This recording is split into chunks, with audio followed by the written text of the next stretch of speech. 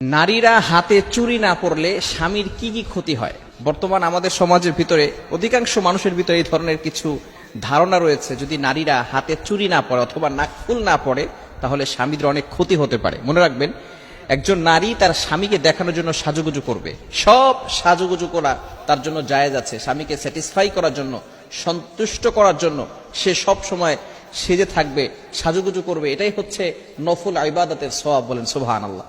কিন্তু আমাদের সমাজের ভিতরে ম্যাক্সিমাম নারীরা, ম্যাক্সিমাম মা বোনেরা এমন রয়েছে যারা স্বামীর জন্য সাজে না, ঘরের ভিতরে একেবারে কাজের মেয়ের মতো থাকে, স্বামীর জন্য সাজে না, কিন্তু যখনই বাইরে যায় তখন মানুষকে দেখানোর জন্য সাজে। এরকম কিছু নারী আমাদের সমাজে আছে না নাই? খবরদার, এটা করা যাবে না। স্বামীকে দেখানোর জন্যই সাজতে হবে। আপনার যত সৌন্দর্য আছে, মা বোনদের যত সৌন্দর্য, এই সকল সৌন্দর্য একমাত্র নারীদের জন্য। যে সৌন্দর্য আছে সব সৌন্দর্য তার স্বামীর জন্য। স্বামীকে দেখাতে হবে, অন্য কোনো মানুষকে নয়।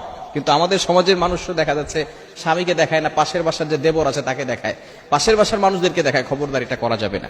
আমাদের সমাজের ভিতরে কিছু কুসংস্কার রয়েছে, সেটা হচ্ছে যদি নারীরা হাতে চুড়ি না পরে, যদি নাকফুল না পরে তাহলে স্বামী হায়াত কমে যায়। শুধু তাই নয়, স্বামী ব্যবসায় লাভবান হতে পারে না, বরকত উঠে যায়, রিজিক উঠে যায়, স্বামীর মঙ্গল হয় না, অমঙ্গল হয়। মনে রাখবেন, এই ধরনের কুসংস্কার ইসলাম কখনো সাপোর্ট করে না। হিন্দুদের যে বিধানগুলো রয়েছে, তারা এই ধরনের জিনিসগুলো তারা ধারণা করে যে যদি স্ত্রী যে থাকবে সে যদি তার হাতে চুড়ি না পড়ে তাহলে স্বামীর অমঙ্গল হয়, স্বামীর কল্যাণ হয় না, স্বামীর হায়াত কমে যায়। মনে রাখবেন, হায়াত এবং মৌত সব আল্লাহর হাতে, এটা চুরির উপরে নির্ভর নয়, নাকফুলের উপরে এটা নির্ভর নয়।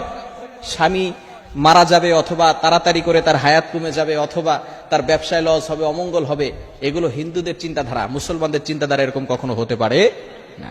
নবীজি সাল্লাল্লাহু আলাইহি ওয়াসাল্লাম কখনো এটা বলেন নাই। তবে হ্যাঁ, কোন স্বামী যদি তার স্ত্রীকে বলে তুমি আমার জন্য সাজুগুজু করবে, চুরি পরে রাখবে, তাহলে সে চুরি পরতে বাধ্য, কারণ তার স্বামী এটা চেয়েছে। নবীজি সাল্লাল্লাহু আলাইহি ওয়াসাল্লাম জানিয়ে দিয়েছেন, আল্লাহকে ছাড়া কাউকে সেজদা করা জায়েজ নাই।